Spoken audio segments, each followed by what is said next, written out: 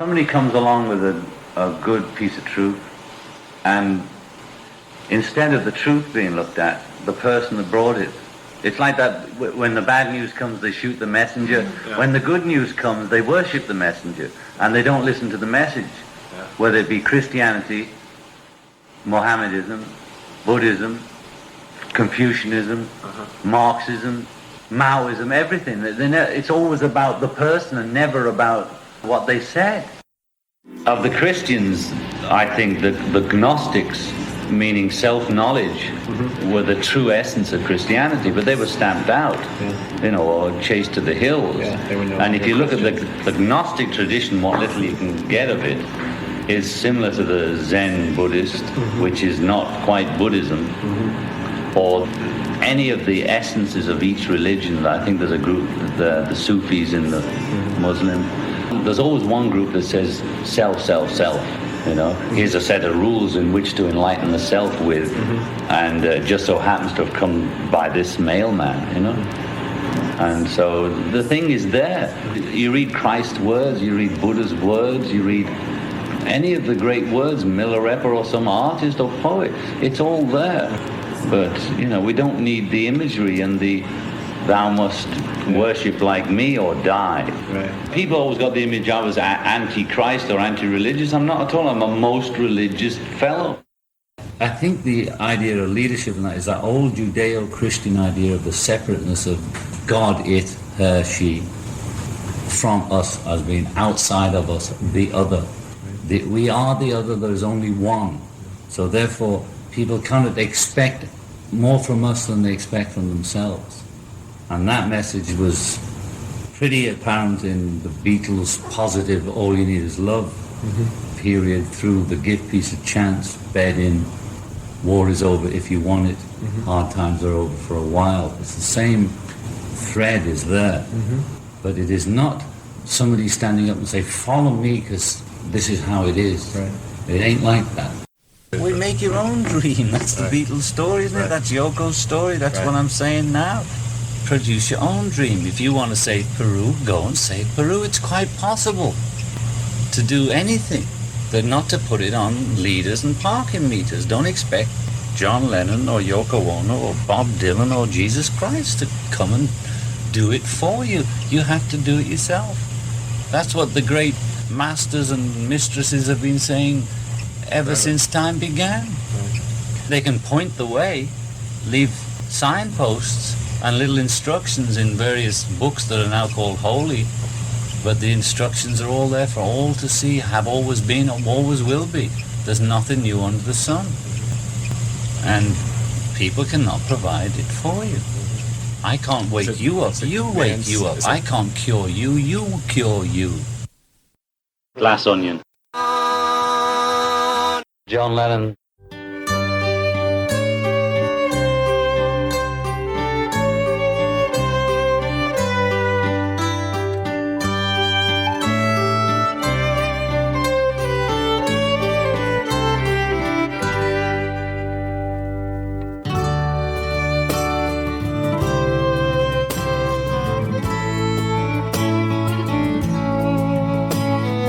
Everybody, welcome to episode 106 of Glass Onion on John Lennon. And this is part 2 of our exploration of John Lennon's religious and spiritual development, and in fact philosophical development.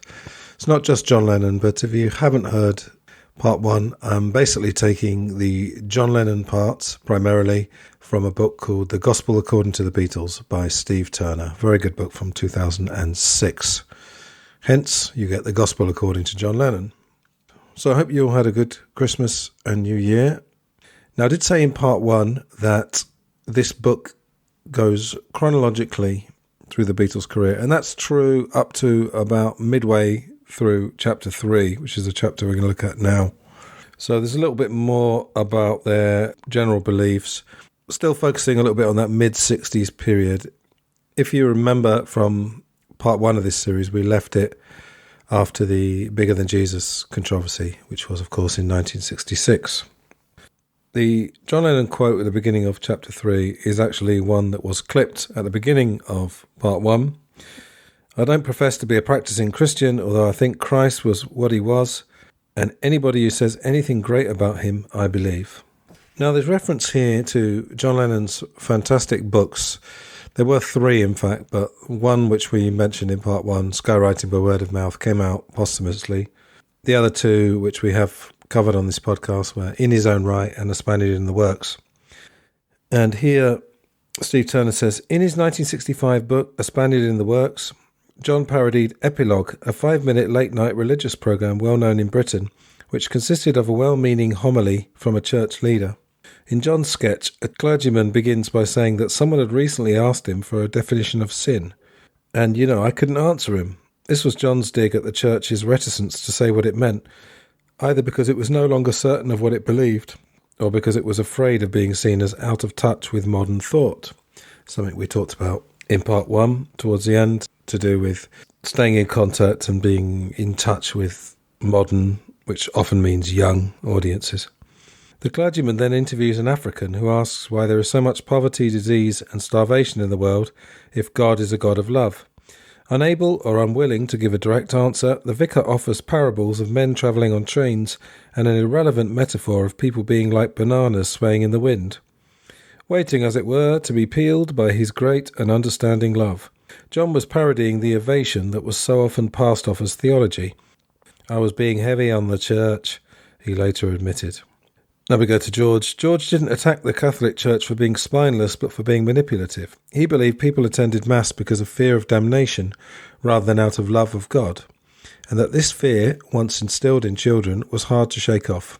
A maxim attributed to the Society of Jesus, that's the Jesuits, was that if it could have a boy until the age of 7, it could show you the man. This is the Catholic trick, said George. They nail you when you're young and brainwash you, then they've got you for the rest of your life. Those 2 examples, in fact, are the worst of religion, or Christianity in this case.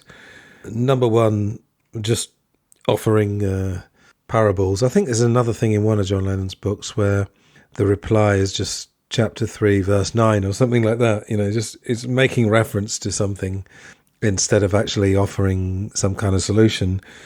And regarding the point about if God is a God of love, why is there so many terrible things in this world? Stephen Fry has talked about that. What about bone cancer in children? How can that be a benevolent God? I mean, it's a bit too much to go into now, and I have really only a passing knowledge of the Bible, really. I've read some parts of it. I read quite a long and detailed book about it, but again, that was just one person's interpretation. And the thing about fear, I mean, that would apply to lots of institutions, not just the church, but that's become quite a well-known saying now, isn't it? Give me them young enough and I'll mould them into whatever I want them to be. It wasn't only this that was coloured by their Liverpool upbringing, but their pursuit of other faiths in later years. One of the first things that John did when he was, quote, working it out about God, as he later described it, was to research Christianity, the belief of his early years. He described meditation as worshipping in his own inner temple. That's the Donovan thing. I think I mentioned that in part 1. I was brought up as a Christian, he said just before his death in 1980, and I only now understand some of the things that Christ was saying in those parables anyway, when I got away from the interpretations that were thrown at me all my life. There's more to it. Jesus remained a figure against whom John measured himself. He viewed the Bible as a universal symbolic drama that was enacted daily in front of our eyes, said Frederick Seaman, his personal assistant during the late 1970s. And early 80s, in fact. In particular, John was fascinated by the life of Jesus Christ. It was as though he had imagined he'd thrown off his influence when he became an agnostic, but to his horror discovered that Jesus kept returning. His provocative comments were his way of dealing with what the poet Francis Thompson called the hound of heaven. The Beatles are more popular than Jesus was a way of asking, why are the Beatles more popular than Jesus? Or should the Beatles be more popular than Jesus? Or, Jesus, why are the Beatles so popular? Yeah, I love that. They're right. I mean, in those interviews after the more popular than Jesus comments, in a way he was saying that. He said, I'm deploring it. And, in a sense, he was putting it out there. It certainly, as far as I'm concerned, wasn't a boast. And Maureen Cleave didn't take it as a boast originally. Anyway, we had moved on from that, hadn't we? But that's interesting because I think Jesus' parables and the whole New Testament, really, which I'm more familiar with than the Old Testament, it does keep returning in your life. And one of the things I remember from reading this book the first time was that a lot of the wisdom that had come from, let's say, spiritual experiences, if we do want to divorce spirituality from religion, we discussed that in part 1, or drug experiences from LSD or peyote, mescaline, those kind of things. A lot of those experiences had already been written about in the Bible. I remember thinking that in a sense the Bible had all of it covered already years and years before. George, who was also fond of quoting Jesus, was so hard on his Catholic past that he presented his conversion to Eastern religion as though it was a complete break. However, it was what he saw as weaknesses in Catholicism that made Hinduism appear so attractive. His major quarrel with the church he was baptized into was that its followers weren't spiritual enough. They were observant, yet once they had taken the sacraments, they carried on with their lives as though none of it was really true. There was a gap between their spoken confession and the beliefs that motivated their day-to-day behaviour. And in fact, yes, my father was brought up as a Catholic, and he took us to church until, I don't know what age, I think I was a teenager, so my sisters were probably late teens, early 20s. And I think my dad at the time, I don't remember what he said, but he said he suddenly realised that this seemed more like a Sunday ritual. Like he didn't really think about Christianity or Catholicism for the rest of the week. So I think he realised that it was just a ritual that had been given to him almost. Of course, that doesn't apply to everybody. I used to teach a lady actually in Spain, and we talked a lot about this, and she basically said, I've been cultivating a relationship with God for a very long time, and I think that's true of Julian Charles as well, who I mentioned in part 1. But I think for some people there's a joke actually. I've got some Irish friends, and they used to have a joke that Irish people, mostly young Irish people, go to church on Sunday to absolve their sins of the Saturday night. The sin mostly being drinking, I imagine. The Beatles were aware of religion's power and symbolism. They heard the verbal jousting of the Protestant and Catholic preachers who denounced each other as heretics to the delight of crowds at the Pierhead, that's in Liverpool, and were aware of the sectarian battles between Protestants and Catholics on their annual marching days. They saw the many statues of Jesus, Mary and the saints. They were familiar with the smell of incense and the sound of church bells, the sight of priests and nuns. Even the swearing and joking frequently had a religious flavour. When Cardinal John Lennon visited in 1957 to conduct a service on the site of the soon-to-be-built Catholic cathedral, a crowd of 40,000 worshippers attended. The Anglican cathedral, with its 331-foot spire, started in 1904 and was still under construction in the 1960s. It towered over the Liverpool Institute where George and Paul were students, and the art school attended by John. The second largest church building in Europe, it housed the largest organ in Britain and had the loudest bells. When Paul premiered his Liverpool oratorio there in 1991, he recalled sleepovers at John's flat in nearby Gambier Terrace, where, quote, the cathedral would loom at you through every window of the flat. You couldn't escape it. That is a wonderful building, regardless of your view of religious faith. The Anglican Cathedral is quite a building. We talk about them being Celts, and we know they obviously had Irish heritage. I think at least 3 of the 4 of them anyway. The history of that goes back to, of course, the Irish potato famine of the mid-19th century. And a lot of those Irish families ended up in Liverpool. Now, there's a very long section all about John's religious upbringing. I'll read a few choice paragraphs of it. John had the most interesting religious pedigree of all the Beatles. His paternal grandfather, Jack Lennon, was a Dublin-born Catholic who married a Liverpool girl named Mary Maguire. Her family believed she had rare psychic abilities, and she spoke of premonitions and ghosts. Jack's brother studied to be a priest at Maynooth College in County Kildare, Ireland. After ordination he came to Wallasey, Cheshire, where he was rumoured to have been defrocked for having an affair with his housekeeper.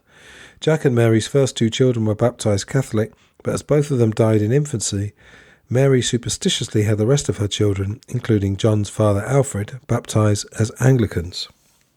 And they talk about the maternal side of John's family had been devoutly Protestant, and the Stanley family, which his mother came from, was Anglican, a social step up from the Morrises' Methodism.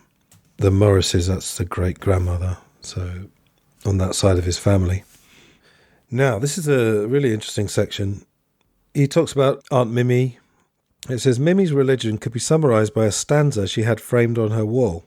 However black the clouds may be, in time they'll pass away. Have faith and trust and you will see God's light make bright your day. This was God as a divine tonic, his principal role in our lives being to brighten things up. The verse stayed with John and inspired a parody version in his short story, Sorry Norman, I have to do that in a Scouse accent, published in A Spaniard in the Works. Now, I'll just read that again, and again, I like to test the listenership.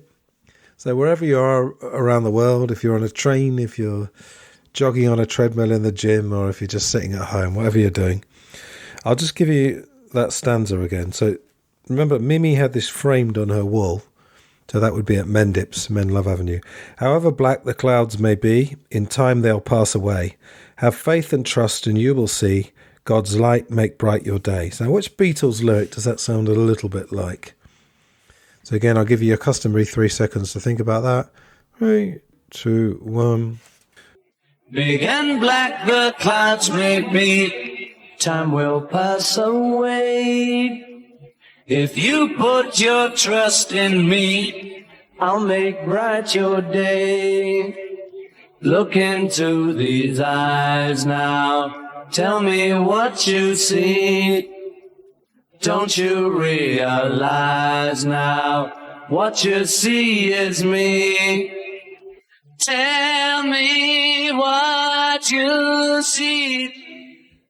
Yes, it is the verse of the song Tell Me What You See from the Help LP.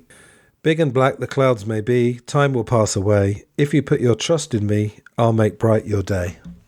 It's interesting, or maybe it's apt that this is in a Steve Turner book, because of course he did do that book, A Hard Day's Right, the stories behind every Beatles song, and it's such a great book, and just the fact that every Beatles song has a little story to it is great, and they culled lyrics and musical ideas from everywhere. That book was...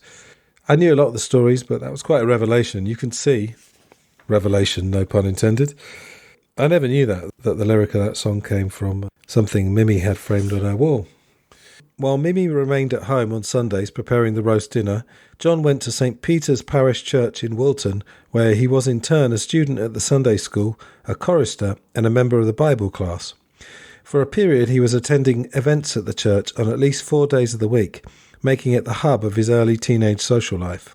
Among his fellow church members were those who would have a significant influence on his adolescence. First girlfriend Barbara Baker, future Quarrymen Pete Shotton and Rod Davis, first manager Nigel Wally, Paul McCartney's friend Ivan Vaughan, and Jeff Rind, who took the first photograph of John as a performer. Religion was never forced on him, Mimi told Hunter Davis, but the inclination was there. Jeff Rind took the first photograph. He took the one at the Walton Village Fete.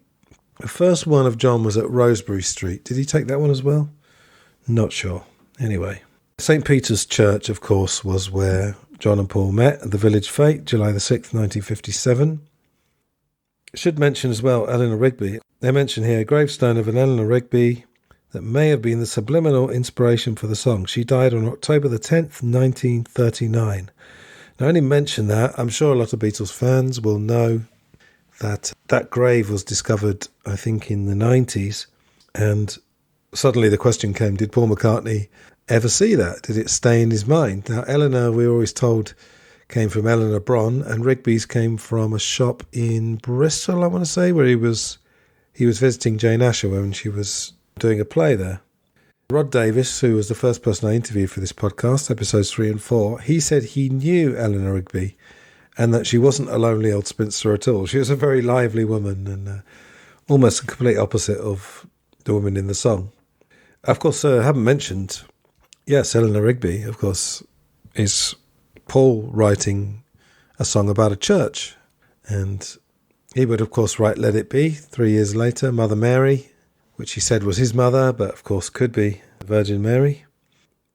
A lot of the stuff in this book, I mean, it was new to me, and a lot of it, even if I knew the stories, seeing them all together, you can really see how this religious influence was there from the start, really. And it's a big part of John Lennon's life, as it was the others. As I said, I have read this book all the way through, but I've reread the John Lennon bits for this series, and it's all there.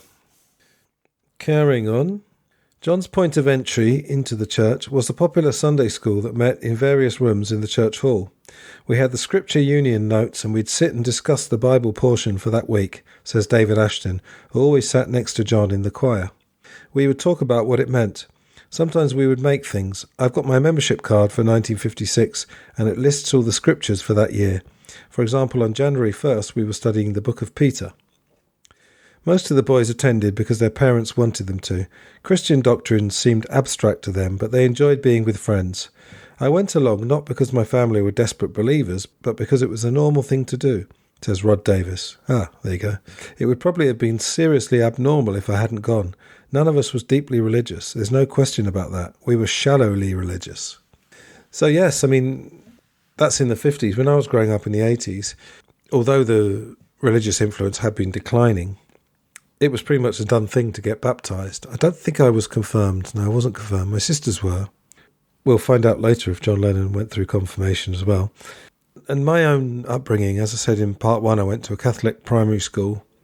I don't remember necessarily Bible teachings. I wouldn't have been able to, if you'd asked me 10 years after I left that school, could I remember any of the details of the Bible? Really, it would probably only be Jesus and the fact that he was crucified and all the stuff that really everybody knows, the very surface level stuff.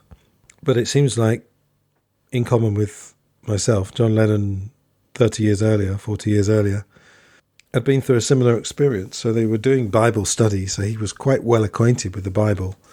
But how much of it he actually carried into his teenage and adult life, aside from, using it for song lyrics and having some fascination with Jesus, I don't know. We might discover that by the end of this book, or we might not. But as I said before, it's all about the journey, folks. Now, of course, a big characteristic of John Lennon is his humour. John discovered he could sharpen his wit at St. Peter's. The reverence of a church service was an ideal atmosphere in which to make others laugh. David Ashton can recall opening his Boy Scout diary during a service at which Price Jones was preaching. John took it away from him and with his pen changed the law, a Boy Scout is thrifty, so a Boy Scout is 50. We got our choir pay docked for talking in a sermon, says Ashton. It was yet another example of John's creative mind. And Rod told me a story where John made a load of dog collars. Did he make them out of paper or out of card or something? Probably his funniest thing was in the scripture or religious knowledge. This is a story from Pete Shotton's book, because Pete was in the same class. And one of them said to the other, our religious teacher, Mr. McDermott, is not going to be happy until he has a whole class of vicars. And so Pete's mum had a grocer's shop, and they searched around in the back and found a load of old cereal packets, and they made 32 dog collars. Have you heard this story? Yeah, I have, yeah. And they handed them out to the whole class, and when the teacher came in, he didn't look at the class, he just sat down at his desk and started writing something. Then he looked up, and there he found he had 32 vicars all staring at him, trying not to giggle, and he thought that was just a fantastic joke, which indeed it was. That would have done the rounds of the staff room in the next 5 minutes, and people would say, that bloody Lennon. Yeah. He's very funny, but he's a confounded nuisance, Yeah. Basically, he was a disruptive pupil who occasionally had, flashes of brilliance, did things like that, That would have been at Quarry Bank, so that was in his teenage years. Another time when their teacher, Miss Davis, was talking about the evils of the scribes and Pharisees, John raised his hand and announced that if what was said about them in the Gospels was true, they must have been fascists.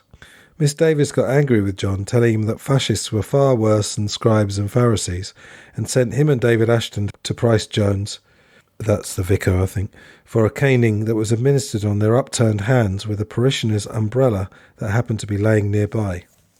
So, the idea that John Lennon would know anything about fascists at the age of 8 or 9 really, if that's true, and if they've remembered that right, that he was around that age, perhaps it was a bit later, I don't know, but still a fairly young age to be talking about fascists. And John, from a lot of stories, seems to be one of those kids at school who just seem to, I wouldn't say have advanced knowledge, because I don't mean in a sense of him having some special knowledge, but we're a little bit more advanced in the ways of the world, perhaps.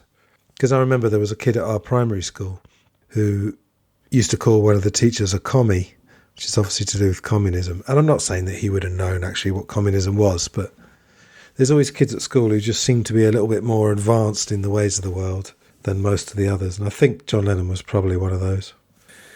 Now we get to a very interesting thing. This came out in the Playboy interview that he did a few months before he died, and which, of course, was covered in a three-parter, episodes 87 to 89. I think that was at the beginning of last year, from memory. Don't have any encyclopedic knowledge in my back catalogue, I'm afraid. And John talked about what's in the book here. As a child, John had experiences he would later interpret as mystical. He had no explanation at the time and thought only that he was somehow different from his friends. The first hint he had that others might have experienced something similar was reading the work of Lewis Carroll, especially Alice's Adventures in Wonderland, which is now commonly known as Alice in Wonderland. Years later, after becoming familiar with surrealist art, he decided that he belonged, quote, to an exclusive club that sees the world in those terms. Surrealism to me is reality. Psychedelic vision is reality, and always was. And that's something I picked up on. I heard that thing about looking at himself in the mirror, which I'll get to in a sec. And that in a way it was a forerunner to his LSD experiences, because it's almost looking at the same thing. And surrealist art, obviously, if you're under the influence and you look at surrealist art, I imagine the effect would be doubled almost. But it's this whole thing about the world just being slightly skewed. And there's a certain Beatles album cover, which will be covered a bit later, that if you remember, it's slightly off-centre. It's not quite straight, slightly elongated, hint, hint. And regarding Lewis Carroll, the popular story is that Lewis Carroll used to have terrible migraines, really piercing headaches, and that they somehow unlocked some portal and I wouldn't say created the books, but gave him access to, a heightened sense of imagination. Carrying on, the first experience was of looking into a mirror and seeing his face going through changes, becoming more cosmic and complete. This is a quote. The eyes would get bigger and the room would vanish. When he spoke of this in 1980, he named it trancing out in alpha, referring to the relaxed condition when the brainwave pattern is 8 to 12 cycles per second, which is believed by biofeedback practitioners to be the most creative and dreamlike state of consciousness. He said he was aged 12 or 13 at the time.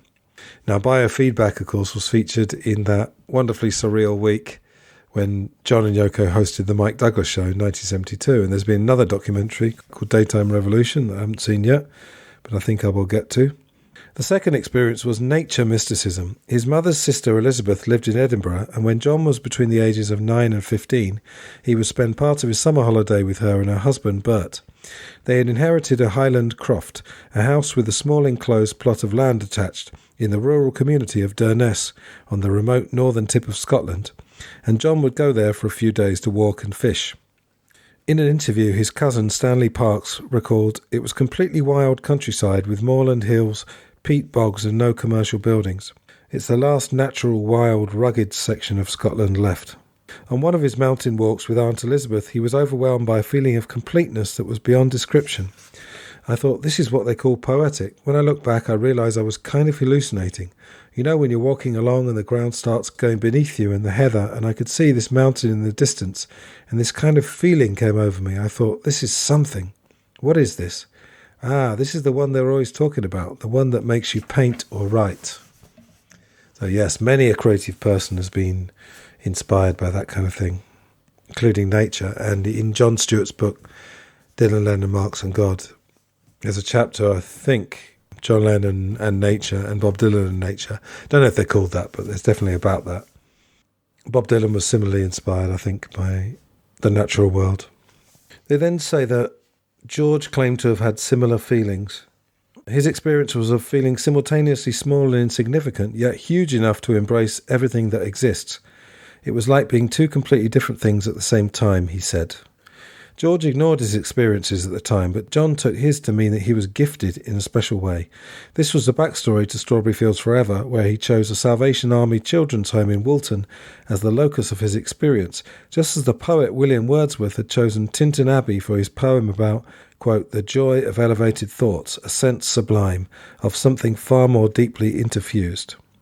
The song, Strawberry Fields Forever, described the dream state where nothing was real. There was nothing to get hung about, because when all is one, there truly is nothing to bother about. Good and evil, pleasure and pain, past and future, heaven and hell, they all unite. I think in part one we did mention that feeling of completeness. And then they make the link. He rooted the song in a childhood memory, even though he'd had similar experiences on drugs in many different locations since. I think great artists do that. They take one thing and they put it in a different context. Rather like, if you remember at the beginning of part one, I played a clip of the vocals and piano from God. Now, David Ghosty Wills, who I've done lots of podcasts with, he pointed out that the piano that Billy Preston played on God, the piano part, was very similar to Love Letters, which is a single from the early 60s. And also that song God was using what's called the doo-wop sequence in the key of G's, G, E minor, C and D. So again, he's taking doo-wop and he's turning it into the song God. That's what really creative people do.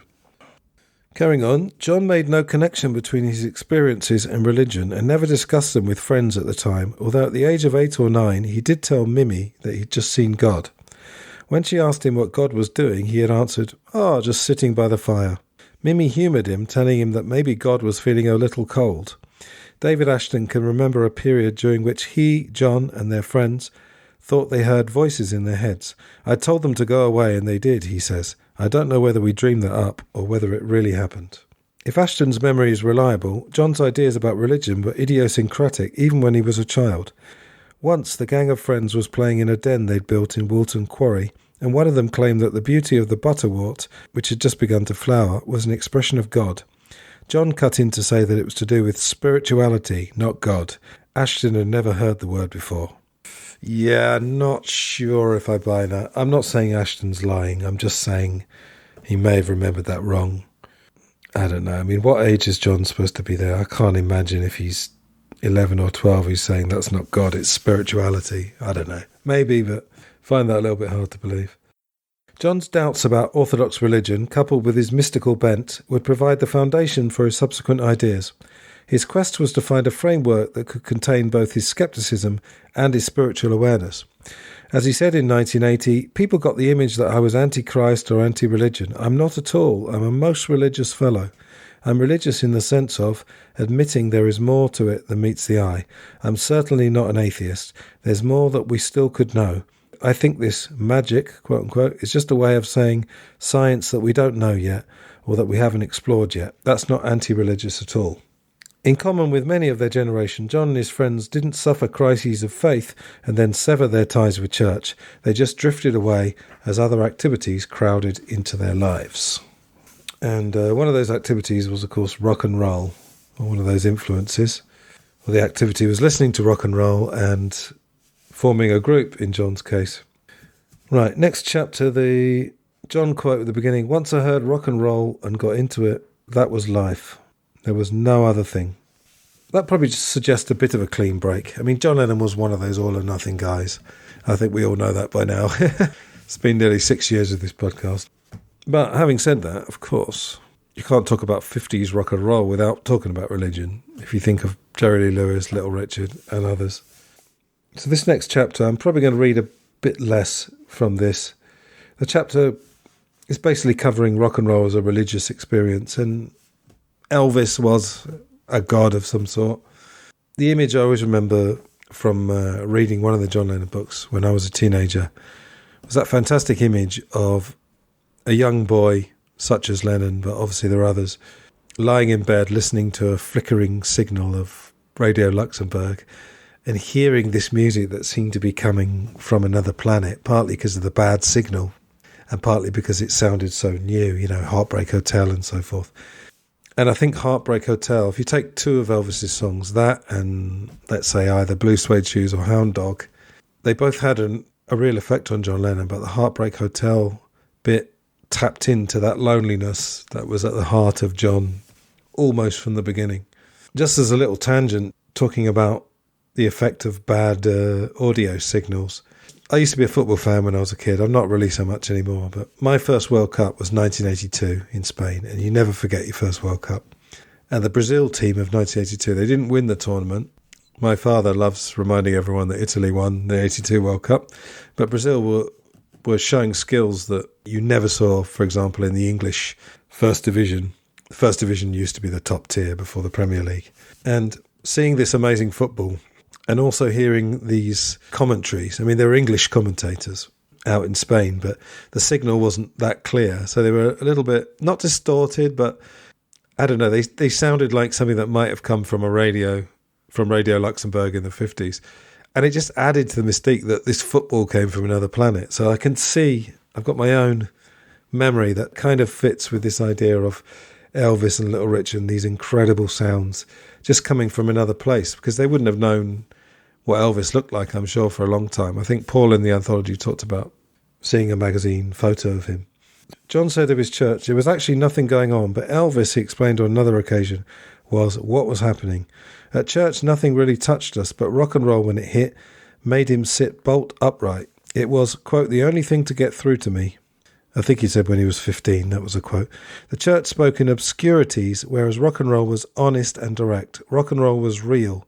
The church stressed the need to extinguish sinful thoughts before they gained control of the body, but rock and roll put minds and bodies together through the music.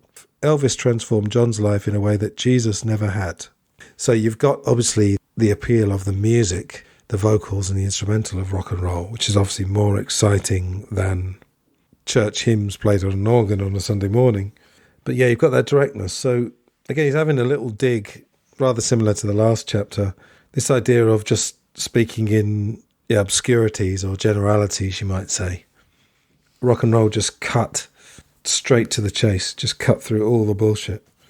John's energy was increasingly directed towards the king of rock and roll. Elvis was bigger than religion in my life, he said, and this was truer than he perhaps realised. Once his head was filled with music, he stopped going to Jack Gibbons' Bible class, and all attachment to St. Peter's was ended. I shuffled it very well in those days, he later said of his childhood beliefs. I was cynical about religion and never even considered the goings-on in Christianity. Mimi had wanted him to become a doctor or a vet like her nice student lodgers, one of whom she had an affair with. Don't tell the custodian of Mendips. But John already had an inkling of an alternative future that would require less effort and would bring greater reward. I worshipped Elvis the way people worshipped the Beatles, he once said. Well, Brian Epstein did say that they'd be bigger than Elvis, so he could see the parallel there. Just a couple more paragraphs about rock and roll. Rock and roll was the sound of a generation slipping free from the restraints of the past. The music rarely articulated what it was against. Its values were primarily communicated through its spirit. In a nutshell, rock and roll was about rediscovering the primal urges and chipping away at the encrusted values of Western civilization. The teenagers who went wild in the aisles, who tore up cinema seats and started fights, weren't responding to inciting messages in the lyrics. They just knew instinctively that rock and roll was encouraging them to let loose. And the same could be said of the early Beatles, really. The lyrics were simple. I'm sure some of the fans sung along, but they were getting off on the beat. But the Beatles were probably, their music was a bit more friendly than rock and roll, I suppose. The enemies of rock and roll were coldness, inhibition, and lifeless conformity. Its friends were passion, spontaneity, individuality, and imagination. When I started, rock and roll itself was a basic revolution to people of my age and situation, John once said. We needed something loud and clear to break through all the unfeeling and repression that had been coming down on us kids. It was commonly assumed that the church was on the side of lifelessness and inhibition, because lifeless, inhibited people made better, more docile followers. Passion and imagination were found among outsiders, those who had no significant stake in society: blacks, petty criminals, delinquents, deviants, hobos, gypsies, junkies. Rock and roll was largely forged by such outsiders. Poor whites like Elvis, Carl Perkins and Jerry Lee Lewis, blacks like Chuck Berry and Little Richard, punks like Gene Vincent. Very interesting, that bit there. Inhibited people made better, more docile followers, or better, more docile workers, perhaps, if you believe George Carlin. Now, they talk about John as a kind of punk, and it's interesting that two of the things you can say about the young Lennon, he was really an early punk, not at this point, but in Hamburg. There's no doubt in my mind that John was a Sex Pistol 15 years or more before the Sex Pistols. That's clear to me. The other thing John could be said to have been is an angry young man, particularly after his mother died. But they just skip forward to 26-year-old John Osborne premiering his breakthrough play, Look Back in Anger. This is said to be part of the kitchen sink genre, the beginning of it. I mean, people can argue about when it started and finished, but I was on the podcast Real Britannia and we did a review of the 1960 film Saturday Night and Sunday Morning. starring Albert Finney as a character called Arthur Seaton. And in this review, I'm pretty sure I said to the host of the show, I wonder if John Lennon saw this film when it came out in 1960. And I don't know if he did, but I'm sure he would have seen quite a lot, because Arthur Seaton, I think it's set, is it in Nottingham? I think it might be set in the Midlands rather than the North. But there is a division not only north and south in England, but a lot of people say north of Watford. Watford is just to the north of London. So in some ways, the Midlands is classed as the north or north of Watford, even though technically it's geographically in the middle. But Middle England is a whole other thing. It's not the Midlands. Middle England is the stuffiest, middle-class, repressed parts of England. Anyway, going back to John Osborne, so this play, which became a film, which I believe was with Richard Burton in the lead role, Look Back in Anger. Osborne's venom was directed at the bourgeoisie, but he recommended intense living rather than mysticism as the way of breaking free. Britain, in his view, had become backward-looking and inert. Symbolically, most of the play's action takes place on a Sunday with the sound of church bells in the background. His anti-hero, Jimmy Porter, says, "Ah, heavens, how I long for a little ordinary human enthusiasm. Just enthusiasm, that's all. I want to hear a warm, thrilling voice cry out, 'Hallelujah, hallelujah, I'm alive. I've an idea. Why don't we have a little game? Let's pretend that we're human beings and that we're actually alive. Just for a while. What do you say? Let's pretend we're human.'" And Arthur Seaton in this film, Saturday Night, Sunday Morning, he talks about people being dead from the neck up, the people in his area. Now, if you're interested in the kitchen sink genre, you can Google it and they'll give you, I think it's 8 or 9 films which are recognised as kitchen sink films, but there's probably another 30 or 40 that could lay some claim to it. Or you could even look at early Coronation Street, which is a soap opera that started in 1960. I think it actually started in December, just as the Beatles were coming back from their first Hamburg trip. And it's completely changed now. It's still going now, 64 years later. But early Coronation Street was pretty good kitchen sink. Now, interestingly, John actually makes a mention of this play. John later acknowledged the connection, saying that the rebellion of which he became a part, quote, all really began with Look Back in Anger. Now, they also mention Colin Wilson, who I hadn't heard of, published his philosophical inquiry, The Outsider, at the same time as Look Back in Anger, and Wilson happened to be at the Foyles luncheon when John was supposed to make his speech, but didn't, so there's a little connection there. I mentioned a bit earlier about how rock and roll was so much more exciting because of the music than dirgy church music. On one of my previous episodes, it was the second one when John Stewart was on, episode 83, a couple of years ago. I actually read a story I'd written about my musical origins, and one of the big events in my life in terms of music was when we couldn't go to the Sunday morning service at our local church, and we went to one in the afternoon. And instead of the organ playing the hymns, there was a quite attractive lady. I remember her, again, this could be a false memory. I remember her as wearing a bit of a country and western shirt and having, long hair parted in the middle. And the thing that's definitely true is that she was playing the hymns on an acoustic guitar, and I was so inspired. And I actually made my debut in a concert. Not professional, because I didn't get paid. Maybe I was given some sweets or something. I don't know. But at the age of 15, myself and a friend played the church service. He was on keyboards and I was on acoustic guitar. I've definitely got a respect for hymns in terms of composition, and there's no doubt that you could trace some chord sequences in Beatles songs back to hymns. Perhaps not directly. It's pretty hard to know where things exactly come from. And I'm not saying that they were ripping them off, or I'm not saying that they didn't write the songs. I'm just saying that religious songs, hymns if you like, they are, and Christmas carols as well, they often have really clever musical tricks in them. It's just, I think, when they're played on a church organ, I think that would be very uninspiring to young people. To say most young people, I'd say, in church. To make the point there, I mentioned this Colin Wilson, this philosophical inquiry, The Outsider, that actually came out the same month that Heartbreak Hotel, the aforementioned Elvis Presley song, entered the British charts. So they start to discuss another characteristic of John Lennon, along with his humour, is his what would you call it? Sarcasm / skepticism / cynicism. I did a podcast about that actually on Life and Life Only, one of the first ones. Where does skepticism end and cynicism begin? They get on to Hamburg quite soon in this book, but Ian Hart as John Lennon in Hamburg, I think just perfectly captured that cynicism, which got worse when he was drunk. And there's one particular scene in Backbeat that I will talk about when it comes up. Yes, I mean, if you think of John's main characteristics, humour, sarcasm, obviously musical ability, and I'd say wordplay as well, and just general creativity, whether it's writing, painting, drawing. Very multifaceted guy, but there were some constants for sure. There's a very good book called The Art and Music of John Lennon by Peter Doggett. Highly recommended. Really shows John as we've said before, an artist with a capital A, which Yoko encouraged him to be. To not define himself as a painter or a sculptor or whatever.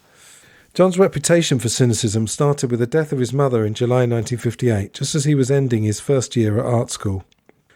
Julia was visiting Mimi, who was in the front room with her lodger, Michael Fishwick. Nigel Wally, the quarryman's manager, had just called by to see if John was there. Julia left the house to catch a bus home, but as she crossed Menlove Avenue, she was hit by a speeding car that then kept going. We've covered this story a lot.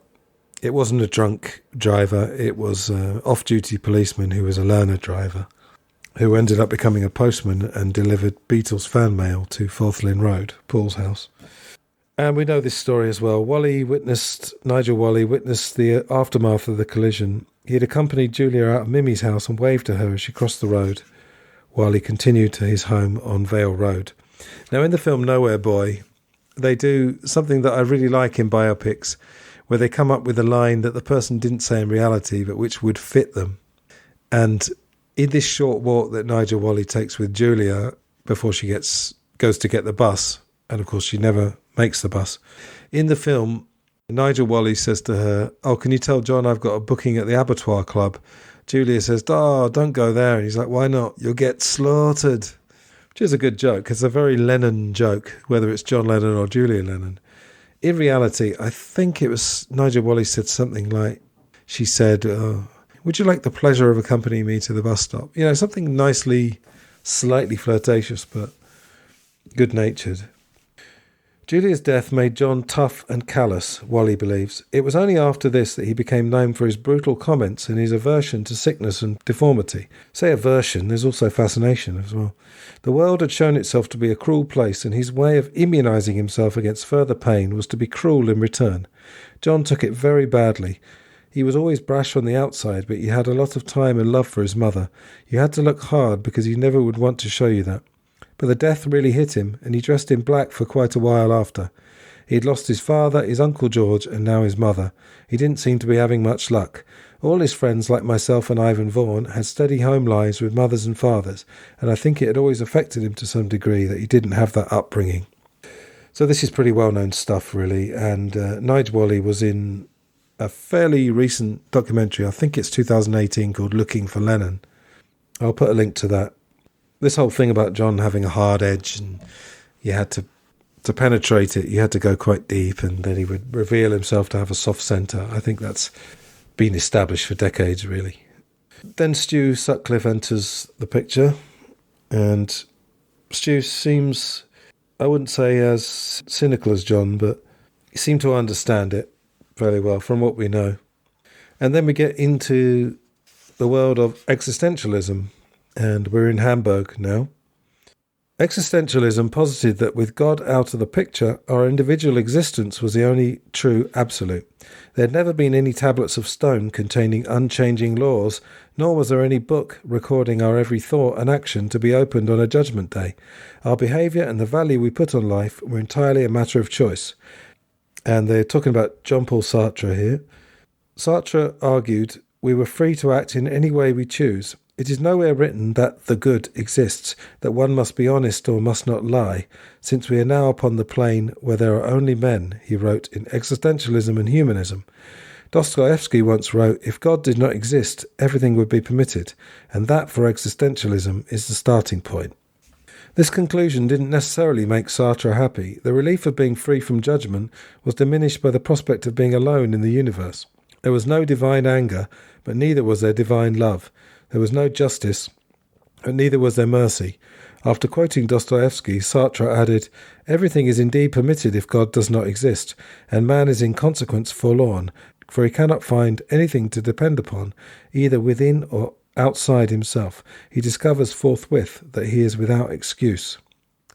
So what they're talking about there is really God and religion as some kind of balancing mechanism, and puts me in mind, if you think of existentialism as representing freedom, that total freedom, for example, the freedom to be apart from society, to not be bound to be in groups or in families, which is really what's happening in the 21st century. We now have the means through the internet and digital means that we don't necessarily have to meet too many people. You can work alone, and you can have freedom from having to deal with, let's say, office politics. You can work from home now if you have a office-style job, let's say, a white-collar job. But where does that get you? And I'm saying that because I've probably fallen into that trap myself. The more freedom I appear to gain, often the more alone I am. Not always. You can be free and still maintain lots of real-life relationships. But I think the freedom we've got now to, not to repeat what I just said, but the freedom to not have to be bound to groups can lead to a feeling of nothingness. Also, too much looking for the truth can lead to nihilism. Sartre, I don't know much about him. I saw his play, No Exit. I actually nearly performed in it when I was a drama student, but I saw some other people performing it, and he concludes that hell is other people. Now, there's a mention here, Thelma McGough, who was Thelma Pickles, who was an early girlfriend of John's. She remembers that in her case, existentialism simply supported the atheism she'd been left with after rejecting the church. So that was hinted at before. It's as a replacement for religion and God. She didn't study it firsthand in books, but absorbed it from films, magazines, and conversations with older students. It was breathtaking, she says. It just seemed so right that you should live for the day, live for the moment. That's what we tried to do. The problem was that most of us were constrained by rules, both at home and at school. The default position was that you went to church and said your prayers. It was as if they were embedded in the program, and it was difficult to escape from these constraints. Existentialism was a new way of thinking and living, and we envied those who lived in Paris and sat in cafes on the left bank. Stuart might have intellectualised it, but I don't think John did. We just took it at face value and thought it was wonderful. We're still at Gambier Terrace here, and this is a slight tangent, but it's interesting nonetheless. We were talking about rock and rollers, and we were talking about poor white kids, weren't quite kids, but poor white rockers like Elvis, and black rock and rollers like Chuck Berry and Little Richard. Now here's something that really set the Beatles apart. Earlier rock and rollers had limited education, usually having left school around the age of 15 and worked in humdrum jobs before being discovered. John and Paul continued their studies, albeit reluctantly, and learned about the creative process in art and literature. Paul read the poetry of Chaucer, the drama of Tennessee Williams, and the fiction of John Steinbeck, while John not only became familiar with the history of art, but viewed the latest European films at the College Film Society, and read beat writers such as Jack Kerouac and Lawrence Ferlinghetti. In the autumn of 1960, the university literary magazine Sphinx ran a section called The Beat Scene, a sort of anthology, with photos of Kerouac and a cover designed by Bill Harry and his girlfriend Virginia Sowry, who I believe became Virginia Harry. So then we're looking at the Beat generation writers, but I think things like existentialism were bound to intellectualism.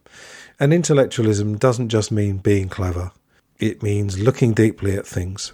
So the existentialists, I don't know a great deal about it, but it seems here that they're living for the moment, but they're also very into art and I guess what it means to be human. And in fact, this series that I'm in the midst of here, while I was preparing it, I was sort of thinking what we might get to at the end is what it actually means to be human, or what relationship to life and to the world. We'll see. As I said, we're in the midst at the moment. So they talk about the Beat generation writers, and they talk about an impatience and hunger for excitement and a hunger for life. And no doubt John Lennon had a restless quality and an impatience with humdrum life. That's one of the things George Martin said.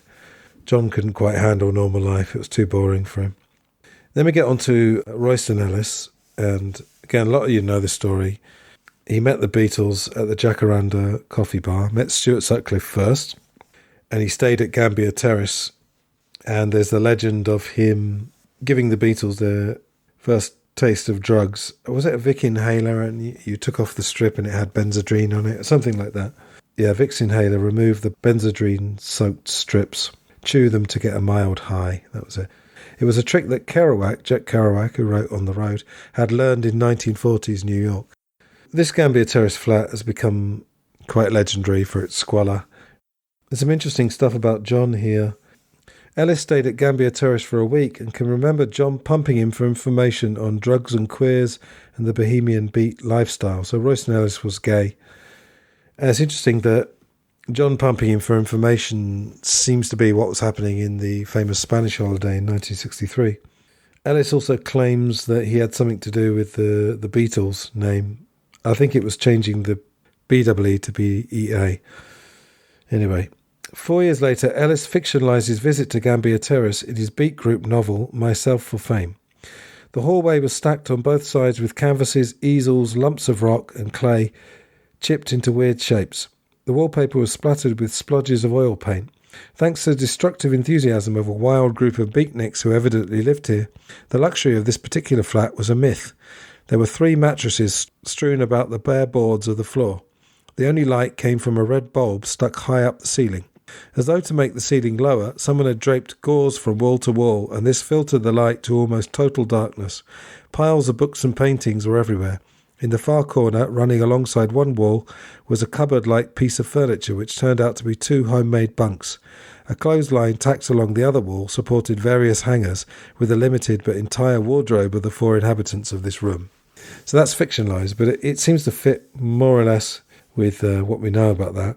And then 2 months after Ellis's visit, Beatles fans will know this as well, the British Sunday scandal sheet The People ran a piece called Beatnik Horror.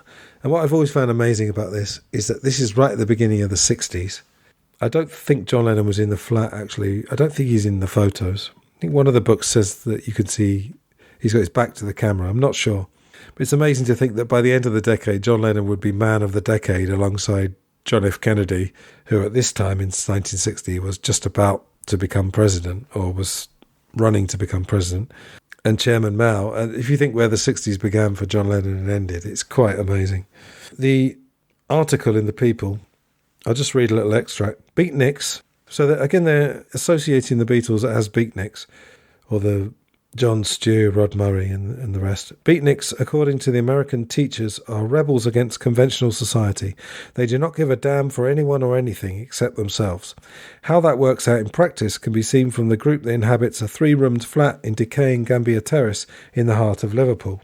There live Rod Jones, Rod Murray and a fluctuating number of their beatnik friends. So there's no mention, in fact, of Stu or John.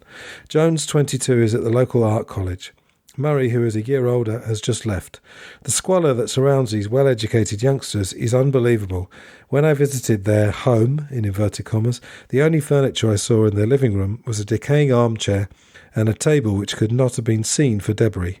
Boxes, newspapers, milk bottles, bits of orange peel, beer and spirits bottles, tubes of paint, cups, plastic beacons from zebra crossings, clothes, lumps of cement and plaster of Paris. These were just a few of the things that lay ankle deep across the floor. In the middle of all the chaos was a magnificent home-built hi-fi record player, blaring the cool jazz without which no beatnik pad, their slang for home, is complete. Besides Jones and Murray, there were 4 other self-confessed beatniks in the flat. It's possible George was living there, because he did actually live at Gambier Terrace, quite briefly. Right, I think we've got away from the religious, spiritual angle somewhat, so let's get back. There's more stuff about the Exes. But interesting here, you might wonder why Astrid and Klaus initially, and then I think Jürgen later, were so taken with the Beatles. Because in Backbeat, Astrid was listening to Edith Piaf. I don't know if that was true or not. But this is interesting. The Exes, so this is Astrid Klaus, etc., had stumbled on the truth that rock and roll, played as the Beatles played it, was a closer approximation of their outlook than the mild and quite polite expressions of modern jazz. Like John Osborne, Little Richard, Colin Wilson and Jack Kerouac, they were revolting against those who weren't mad to live, who weren't desirous to have everything at the same time. Like Sartre, they thought that religion kept people down. I went to Sunday school, but I discovered immediately what ridiculous bullshit religion was, says Jürgen Vollmer. One of the things I fought against all my life is the stupidity of religion. So then we get a fairly well-known story. Astrid photographs the Beatles, as does Jürgen. There's that great photo. Probably my favourite Hamburg photo is the one that John used for his 1975 rock and roll album. I mentioned Ian Hart in Backbeat. I think John Lennon always struggled with his many selves. I mean, the Albert Goldman book is called The Lives of John Lennon, and I've sought to defend it somewhat in this podcast, as you know. But I think John Lennon was, if nothing else, probably more multifaceted than the average person, let's say. Did he have multiple personality disorder? Was he bipolar? Was he OCD? Possibly. He was probably a bit further on the spectrum. Whether he was diagnosable, who knows. But yeah, in Backbeat, there's this great scene. The scene where John's saying, art is all dick. And he's drunk as well. And he's clearly jealous. It's something that Stu taps into, that he's basically jealous because he fancies Astrid, both for her physical beauty, but also she's another one, if you want to look at it psychologically, perhaps a forerunner of Yoko, the artistic woman. It's that great line where Astrid, who, let's be honest, in Backbeat, her English is a bit too good because she barely spoke any English when they first met her. She says, why are you so angry? And he says, I'm not angry, sister. I'm fucking desperate. I really think Ian Hart tapped into something with John Lennon better than anyone else. And regarding her photos, her pictures made the Beatles look mysterious, moody and introspective. The dark clothing and shadows suggested nighttime and the forbidden.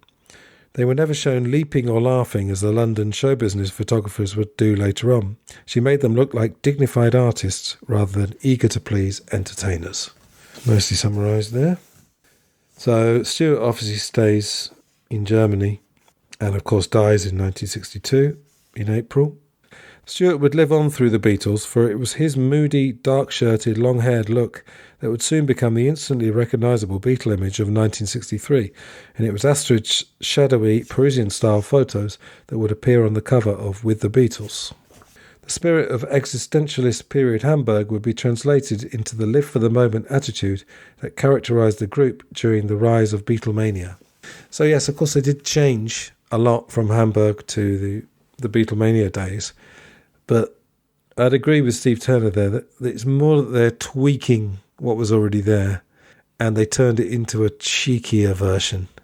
So instead of a punky rebellion, the 1963 John Lennon was more, it's almost a punk who becomes Groucho Marx almost, something like that.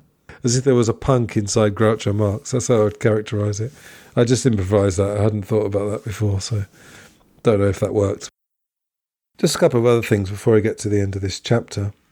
Because after Stu died, John had what Richard Buskin and Eric Taros called his first lost weekend.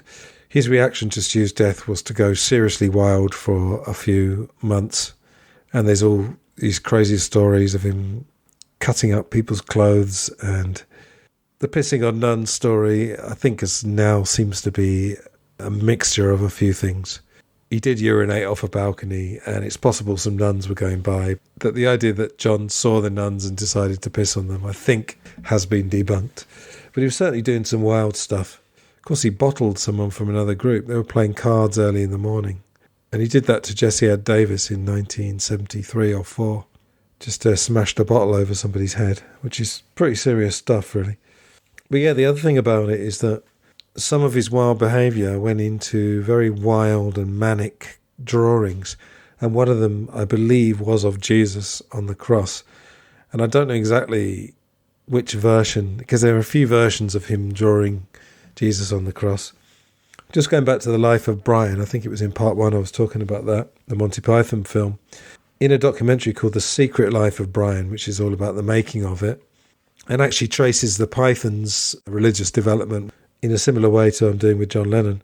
The Pythons didn't do this, but someone else had done a picture of Jesus on the cross with one of the Roman guards masturbating him. I think artists over the years, artists in the general sense, have used the crucifixion to create quite provocative pieces of art, if you want to call them that. Right, we're into the Beatlemania-era now. So John quote at the beginning of chapter 5, "We just behave as normally as we can. We don't feel as though we should preach this and tell them that. Let them do what they like." So this is the Beatles, the early Beatles, as in after they became famous. Beatlemania-era is being natural. They were, as we said in those episodes about John Lennon as an actor, they were playing a role, but they played it very naturally to the point where it just became, I guess, what they were. It was a natural act, if that makes any sense. So they did have a philosophy, which was that you can almost disarm anyone just by being yourself. And it helps if you're quite charming, which they all seem to be as well. During these early days, their revolutionary nature wasn't to be found in the words of their songs, but in their attitude. How they dressed, the way they behaved, the energy they created on stage, what they said during interviews. They didn't sing specifically about personal liberation, yet everything about them, from their style of hair to their surrealistic answers to journalists' questions, implied that boundaries were to be challenged and that personal freedom began with being true to oneself. The message that came across was, get real, be yourself, don't pretend. They championed a new frankness and honesty that contrasted with the old show business promotional strategy where the star was portrayed as perfect in every area of life and lines were fed them by press agents. Years later, John would write a song titled Gimme Some Truth, a slogan that was a précis of the Beatles' approach to almost everything. Although they came to have one of the most instantly recognisable images in popular culture, there was no trickery. There wasn't a huge difference between the public's impression of the Beatles and who the Beatles were in private. Of course, the big difference was that they came across in Hard Day's Night as quite sexless and fairly harmless, which they weren't, particularly John Lennon. Now, there's so much to cover in this book. I'm going to skim quite a lot because I really want to get to what I consider slightly more interesting parts in terms of philosophy, which is from about 65 onwards. Just to also point out, John, although he was being natural, he put on a Scouse accent and was a great general performer, and as Ross Marshall and I agreed, could have been a great actor if he'd had the discipline. Instead, he was, in a funny way, the early Beatles, they were almost all-round performers because, of course, they did those pantos, they did that mock Shakespeare, and the press conferences were not quite vaudeville, but certainly repartee. So they were, in a funny way, all-round entertainers. While trying to be new and different, they certainly had one foot at least in the old showbiz traditions. Now, in terms of their music and their songs, motivated more by craftsmanship than self-expression, their worldview nevertheless naturally informed the songs. Even when tackling the same assignments, John and Paul would reveal the imprints of their different backgrounds. Paul was always unstintingly optimistic. His home had been happy and secure. His father encouraged him to believe in himself. In his songs, he always knew that he could get the girl if he chose to make a move, and he was equally confident that she would fall in love with him. He didn't anticipate complications. John, on the other hand, revealed a guardedness in his songs. He wanted to dance with the girl, but was unsure that she'd want to dance with him. His father's desertion and the deaths within 6 years of his mother, uncle and best friend had caused him to build a defence system of jokes, put-downs and withering comments. Every time he allowed himself to be vulnerable, he paid for it in tears. It was easier just to expect the worst. As he mournfully explained in 1965 to the American columnist Phyllis Battle, the things that I look forward to usually turn out lousy. And Jude Kessler in her series, I read one of them when she was on Glass Onion. She kindly sent me this massive doorstop of a book, and I read the whole lot, including 2,000 footnotes or something. I'm a completist, or is it OCD? Who knows? Jude believes that most of John's early songs, if not all of them, are about Julia, his mother, possibly Cynthia here and there. Now, this thing about Paul the optimist and John the pessimist, it's a bit too simple, might seem a bit of a cliche, but Paul has kind of got along with it. Interesting that when he was in the midst of his relationship with Jane Asher, his songs didn't always reflect that he was going to get the girl. If you take Revolver, you've got Here, There and Everywhere, which is a love song of bliss, really. But then you've got For No One, which is much harder edge, and then you've got I'm Looking Through You on Rubber Soul. So maybe in the very early days this was true. And then we get the story about I saw her standing there, famously, Paul opened with a couplet, she was just 17, never been a beauty queen. John changed the second line to, you know what I mean. Now, here's a sentence that's going to probably make McCartney fans shut this podcast off. The difference between beauty queen and know what I mean was the difference between Paul and John. Paul's natural inclination was to play it safe and rely on pop cliches. John's inclination was to subvert and make use of double meanings. I don't agree with that. Or if I do, it's not quite as simple as that. But anyway, not knocking Mr. Turner. This is such a great book. He's already a hero. Now, I do go back to Christianity here. I've just gone forward a little bit. The Christian view was that life should be lived carefully and soberly in light of an eventual judgment. Christianity encouraged reflection, self-examination, confession, and consideration for others. But if there was no judgment and no all-seeing God, why be careful? This is going back a bit to the existentialists, isn't it? Why continue to act as if something were true if it was false? As Paul told American journalist Michael Lydon, one thing that modern philosophy, existentialism and things like that, has taught people is that you have to live now. You have to feel now. We live in the present. We don't have time to figure out whether we're right or wrong, whether we are immoral or not. We have to be honest, be straight, and then live, enjoying and taking what we can. Although in their songs prior to 1965 the Beatles didn't speak explicitly of freedom, everything that they did and said implied a belief in it. The leaps in the air, the high-pitched screams, the irrepressible force of the music, the celebratory cries of yeah, yeah, yeah, all of it communicated a joyous release from previous restraints. And then, of course, you've got the scene in A Hard Day's Night where they burst out the fire escape and they run round the field to the tune of Can't Buy Me Love. That was originally going to be I'll Cry Instead, which I don't think would have worked at all. Can't Buy Me Love, the lyrics have got nothing to do with them frolicking in a field, but just the exuberance of the song seems to fit that. So their philosophy, if you want to call it that, is breaking out and freedom. Now we get to something interesting where this is something I actually tackled for this book that I may still write. I did a chapter or an essay called The Glorification of Childhood. In this case, he talks about the idealisation of childhood. This would be important to the 60s revolution, and the Beatles played a part in its promotion. The thesis was that we are most natural in childhood, full of potential, wonder and hope. But then, as William Wordsworth put it in his ode, Intimations of Immortality, shades of the prison house begin to close upon the growing boy.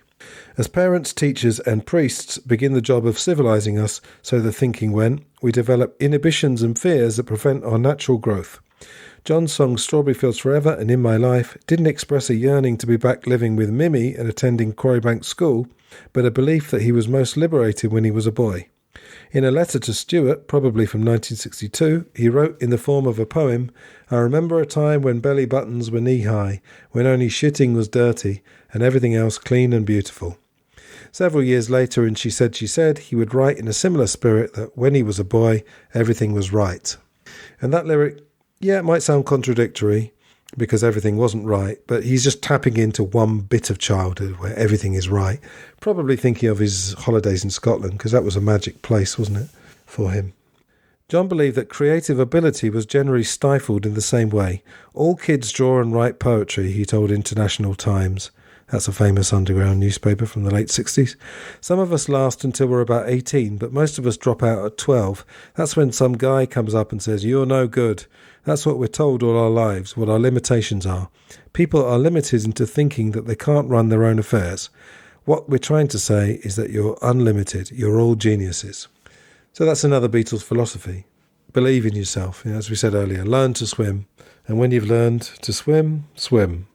60s fashions, that's referring, I guess, to the swinging 60s, which was around this time, would pillage childhood for inspiration, from the baby doll and twiggy thin looks for girls during the time of swinging London to the ripped jeans and dungarees of the Woodstock era. Growing up was something that the Beatles never liked to think about. In 1965, Paul said that he thought the word maturity was a description of people who were stuck in a rut. The older generation had been responsible for laying down the rules from which young people were now trying to escape. It's best for people to come of age and then decide what they want to believe in rather than having it forced on them by the older people, said George. They referred to the elderly as crocs. John admitted, "The thing I'm afraid of is growing old. I hate that. You get old and you've missed it somehow." Of course, he famously thought he was too old to make it when he was 23, 24, when they made it in Britain and then America. Right, coming to the end of this chapter. By the end of 1964, the Beatles seemed to have everything that four young men could want. They were rich beyond their wildest dreams, had achieved their aim of outshining Elvis, were respected by their peers, and had all the drugs, drinks, sex, cars and gadgets that they could possibly want. Besides success, the only other thing they had ever wanted was financial security, and now this was easily within their reach. At this time, they weren't looking to religion to inject a fresh sense of purpose.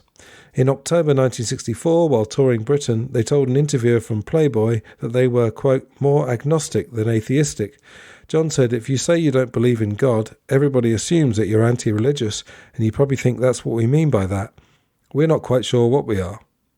According to John, the first time they had mentioned their lack of faith, people, quote, went potty. They couldn't take it. John had a blasphemous streak, presumably because Christian teaching had played a larger role in his life than it had in the others. Ridiculing religion was his form of exorcism. Thelma Goff, who we mentioned earlier, John's girlfriend at art school, remembers that when Pope Pius XII died on John's 18th birthday, he made a cruel caricature of him begging to be let into heaven, but being refused entry. Letters written from Hamburg to a fan named Lindy Ness in 1962 included cartoons of the crucifixion. There we go.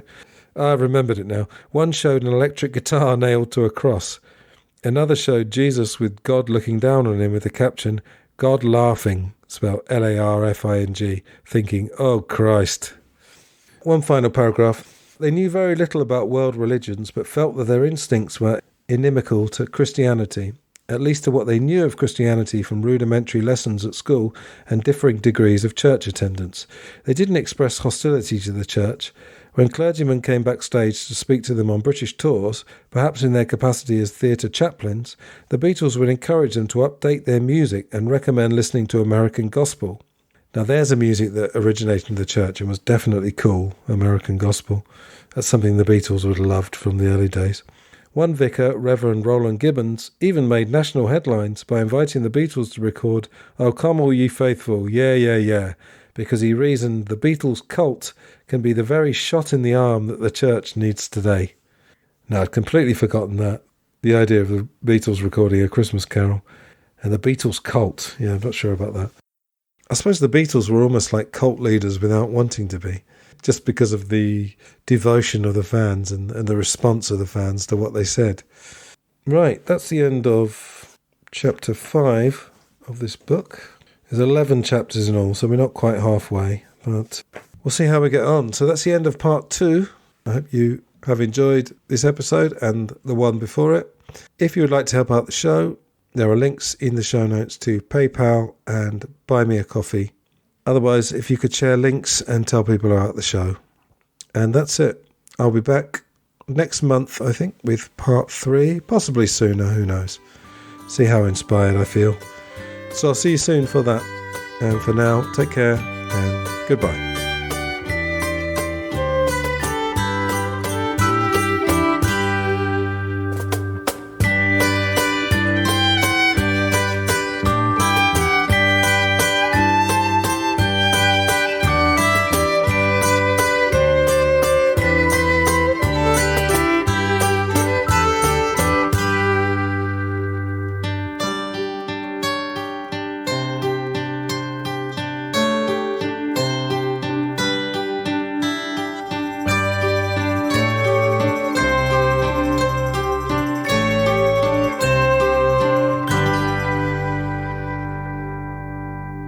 Take this, brother. May it serve you well.